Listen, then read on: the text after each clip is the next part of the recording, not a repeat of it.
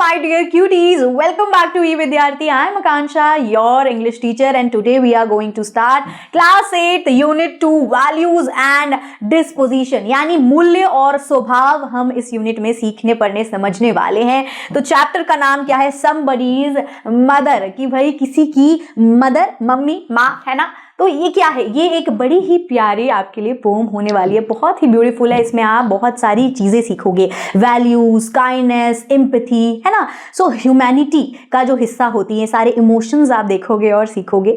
ठीक है. तो यहाँ होता क्या है, एक छोटा सा एक कहानी, एक छोटी सी ये पोम है. इसमें एक ओल्ड ग्रैंड मदर होती है जो थोड़े ऐसे ही फटे पुराने से कपड़े पहनकर एक स्ट्रीट में खड़ी हुई होती हैं. किस चीज के लिए? रोड को क्रॉस करने के लिए. और खूब सारे ग्रुप्स, लोग, बच्चे हंसते हुए निकल जाते हैं. कोई उनको नोटिस नहीं करता है कि उनको हेल्प की जरूरत है और हम कर दे. तभी भीड़ से एक बच्चा आता है, उनको हेल्प करता है, रोड क्रॉस करवा देता है. और उसके बाद वो उनको क्या, उस बच्चे को क्या देती है? खूब सारी गुड विशेस देती है अपने तहे दिल से, यानी deeply with full of love and emotions वो देती हैं. और साथ ही एट द एंड उस बच्चे को बहुत ज्यादा खुशी और बहुत अच्छा महसूस होता है इस हेल्प को करके. तो इससे हमें क्या पता चलता है? इससे हमें ये पता चलता है कि हमें काइंडनेस रखनी चाहिए, हमें हेल्प करना चाहिए एक दूसरे को अच्छे से. ठीक है. अब वो मैं आपको एंड में पूछूंगी मॉरल ऑफ द स्टोरी. तो पहले तो हम ये जो पोम है इसको अच्छे से डीपली जान लेंगे, सुन लेंगे, समझ लेंगे एक एक लाइन का क्या मतलब है.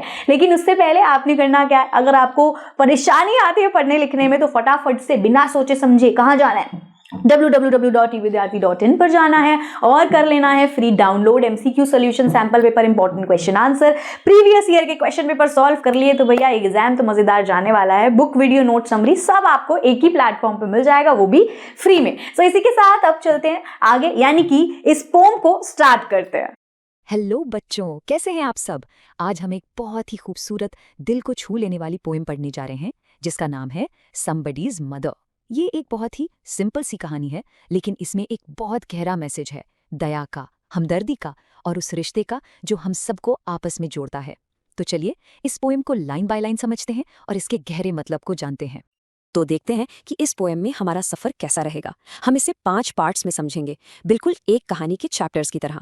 शुरुआत करेंगे a woman in the cold से, फिर द पासिंग क्राउड को देखेंगे, फिर कहानी में मोड़ आएगा अ बॉयज काइंड हैंड के साथ. उसके बाद उस लड़के के मन की बात समझेंगे अ सन्स नोबल होप में, और आखिर में अ मदर्स ग्रेटफुल प्रेयर के इमोशन को फील करेंगे.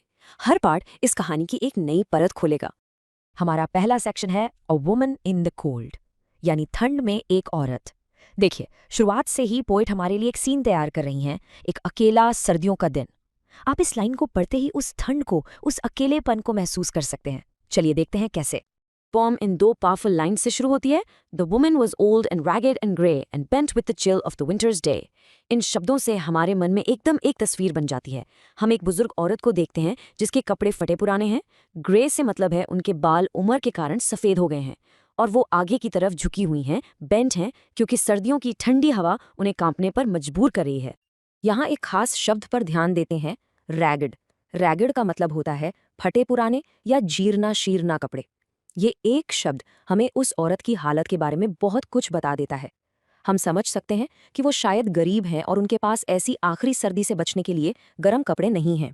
अगली लाइंस इस खतरे को और बढ़ा देती हैं. The street was wet with a recent snow and the women's feet were aged and slow. सोचिए, अभी अभी बर्फबारी हुई है और सड़क पूरी गीली और फिसलन भरी हो रही है, और उस औरत के कदम वो एज्ड एंड स्लो हैं, यानी उम्र की वजह से वो धीरे धीरे चल पा रही हैं. ऐसे में उनके लिए सड़क पार करना एक बहुत बड़ा और डरावना चैलेंज बन गया है. वो औरत क्रॉसिंग पर खड़ी हैं और बहुत बहुत देर से इंतजार कर रही हैं. और यहाँ एक अजीब सी बात देखिए, she is amid the throng. Throng का मतलब होता है एक बहुत बड़ी भीड़, लेकिन इतने लोगों के बीच होते हुए भी वो बिल्कुल अकेली हैं, अनकेयर्ड फॉर. कोई उन पर ध्यान नहीं दे रहा. आप उनकी एंग्शियस आइज में, यानी चिंता से भरी आंखों में, एक डर देख सकते हैं कि वो आखिर ये सड़क सुरक्षित कैसे पार करेंगी. और अब हम अपने दूसरे सेक्शन पर आते हैं, द पासिंग क्राउड. यहाँ पोम की रफ्तार अचानक बदल जाती है. बच्चों के आने से सीन में शोर, एनर्जी और एक अलग ही तरह की हुलचल भर जाती है, जो उस बुजुर्ग औरत की शांत खामोशी से बिल्कुल उल्टी है. इन लाइन्स में एनर्जी देखिए. Down the street with laughter and shout, glad in the freedom of school let out, came the boys like a flock of sheep. School की छुट्टी हो गई है और आप इस सीन को इमेजिन कर सकते हैं. बच्चे हंसते चिल्लाते हुए बाहर आ रहे हैं, खुशी से झूम रहे हैं. पोएट उन्हें एक फ्लॉक्ड शीप यानी भेड़ों के झुंड से कंपेयर कर रही हैं, ये दिखाने के लिए कि कैसे वो सब एक साथ एक जोशीले ग्रुप में भाग रहे हैं। लेकिन ये खुश बेफिक्र बच्चे क्या करते हैं? Past the woman so old and grey hastened the children on their way. वो उनके पास से तेजी से गुजर जाते हैं। यहाँ शब्द है hastened, जिसका मतलब है जल्दी में आगे बढ़ गए। अपने जोश और मस्ती में, अपनी ही दुनिया में, किसी एक ने भी उनकी परेशानी पर ध्यान नहीं दिया। Nor offered a helping hand to her. किसी एक ने भी मदद के लिए हाथ नहीं बढ़ाया। अच्छा, उन्होंने मदद मांगी क्यों नहीं? पोएम बताती है, Because she was so meek, so timid, afraid to stir. Meek का मतलब है शांत और नम्र, और टिमिड का मतलब है संकोची या झिझकने वाली। वो ऐसी नहीं थी जो जोर से आवाज देकर किसी का ध्यान खींचे, बल्कि वो इतनी डरी हुई थी कि वो एक जगह जम सी गई थी, हिलने से भी डर रही थी। और उन्हें किस बात का डर था? पोम उनका डर साफ साफ बताती है, लेस्ट द कैरेज व्हील्स और the horses feet should crowd her down in the slippery street. यहाँ लेस्ट का मतलब है कहीं ऐसा न हो के। उन्हें डर था कि कहीं किसी गाड़ी के पहिए या घोड़े के पैर उन्हें उस फिसलन भरी सड़क पर कुचल न दें, उन्हें गिरा न दें।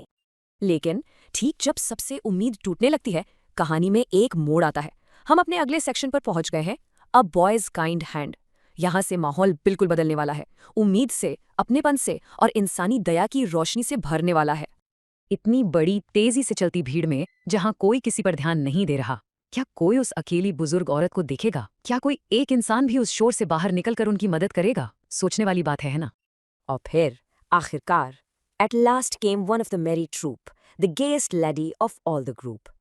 उस खुश शोर मचाते बच्चों के ग्रुप में से, मेरी ट्रूप में से एक लड़का जो शायद सबसे ज्यादा जिंदा दिल, सबसे खुश मिजाज था, द गेस्ट लेडी, वो रुका। उसने उनके पास आकर धीरे से कहा, I'll help you cross if you wish to go।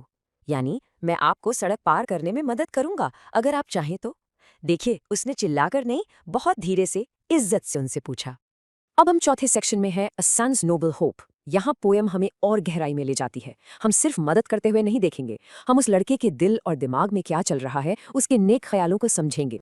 Her aged hand on his strong young arm she placed। कितनी खूबसूरत और पावरफुल इमेज है ये। उस बुजुर्ग औरत ने अपना कांपता हुआ बूढ़ा हाथ उस लड़के के मजबूत जवान बाजू पर रखा, उस पर पूरा भरोसा करते हुए। एंड सो विदाउट हर्ट और हार्म, और उसके सहारे वो सुरक्षित दूसरी तरफ पहुंच गईं, बिना किसी चोट या खतरे के। पोम इस फर्क को बहुत खूबसूरती से दिखाती है। उनके पैर ट्रेम्बलिंग थे, यानी उम्र और डर से कांप रहे थे, लेकिन उस लड़के के कदम फर्म एंड स्ट्रांग थे, यानी मजबूत और स्थिर। और पोम कहती है कि उसे खुद पर गर्व महसूस हो रहा था, घमंड नहीं, बल्कि वो सच्ची खुशी और संतोष जो तब मिलता है जब आपकी ताकत किसी कमजोर का सहारा बनती है।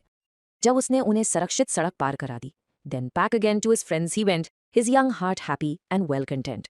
वो अपने दोस्तों के पास वापस चला गया और उसका दिल खुशी और सुकून से भरा हुआ था। वेल कंटेंट का मतलब है पूरी तरह से संतुष्ट। ये बहुत जरूरी पॉइंट है। असली खुशी हमें कुछ पाने से नहीं, बल्कि कुछ देने से मिलती है। और उसने अपने दोस्तों से क्या कहा?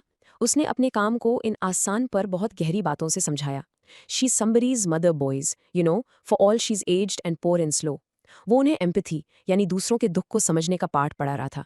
वो चाहता था कि उसके दोस्त उन्हें सिर्फ एक गरीब, बूढ़ी, अनजान औरत की तरह ना देखें, बल्कि एक ऐसे इंसान की तरह देखें जिसे कोई प्यार करता है, एक माँ की तरह देखें। और फिर वो एक ऐसी बात कहता है जो इतनी छोटी उम्र में बहुत गहरी है। And I hope some fellow will lend a hand to help my mother when her own dear boy is far away। वो उम्मीद करता है कि अगर कभी उसकी अपनी माँ को मदद की ज़रूरत हो, जब वो उनके पास ना हो, तो कोई और नेक इंसान आगे आकर उनकी मदद करेगा। ये उसकी सेल्फलेस यानी निस्वार्थ सोच को दिखाता है। उसकी दया उसकी अपनी माँ के लिए प्यार से जुड़ी हुई थी। और अब हम पोएम के आखिरी और शायद सबसे खूबसूरत हिस्से पर आते हैं, अ मदर्स ग्रेटफुल प्रेयर। यहाँ हम देखते हैं कि उस नेक काम का बदला कैसे मिलता है, पैसों या शुक्रिया से नहीं, बल्कि एक ऐसी चीज से जो कहीं ज्यादा अनमोल है, एक दिल से निकली दुआ। उस रात अपने घर में सुरक्षित और आराम से, and somebody's mother bowed low her head and the prayer she said। Poet उन्हें फिर से somebody's mother कहती हैं, उनकी पहचान को मजबूत करते हुए। अपने घर की शांति में उन्होंने अपना सर झुकाया और दुआ मांगनी शुरू की।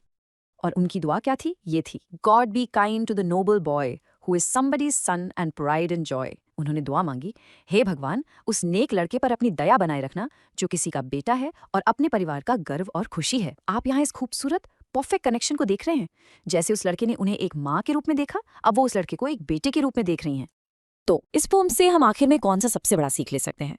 वो ये है कि दया का एक छोटा सा काम भी एक कभी ना खत्म होने वाली लहर पैदा करता है। एक नेक काम वहीं खत्म नहीं हो जाता, वो और दया को प्रेरित करता है, एक खूबसूरत चेन रिएक्शन बनाता है जो दूर दूर तक फैल सकता है और ऐसी जिंदगियों को छू सकता है जिनके बारे में हम कभी जानते भी नहीं। आज मेरे साथ इस खूबसूरत पोम को समझने के लिए आप सबका बहुत बहुत शुक्रिया। तो आई होप अब आपको ये पोम बहुत अच्छे से समझ आ गई है लाइन बाय लाइन, और आपने सीख भी लिया है इससे कि भाई हमें लाइफ में वैल्यू करनी चाहिए किस चीज़ को, ये जो इमोशंस होते हैं, एम्पैथी रखनी चाहिए, काइंडनेस रखनी चाहिए टुवर्ड्स एवरीबॉडी, और तहे दिल से अच्छे मन से हर समय दूसरों को हेल्प करने के लिए तैयार रहना चाहिए। तो इसी के साथ बाय बाय क्यूटीज, फिर मिलेंगे अगली वीडियो में।